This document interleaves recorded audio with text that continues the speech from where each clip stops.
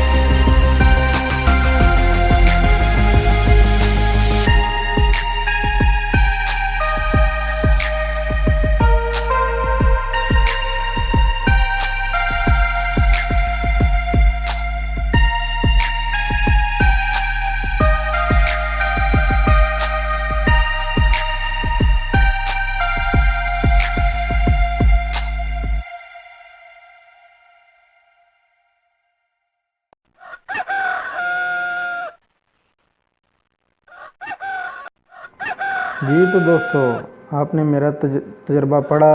उम्मीद है आपको इस पे अमल करके फ़ायदा होगा। अगर आप समझते हैं कि आपको नई चीज़ सीखने के लिए मिली है तो हमारा चैनल ज़रूर सब्सक्राइब करें और बेल वाले बटन को लाजमी प्रेस करें ताकि हमारी आने वाली हर नई वीडियो बर वक्त आप तक पहुंच सके। शुक्रिया।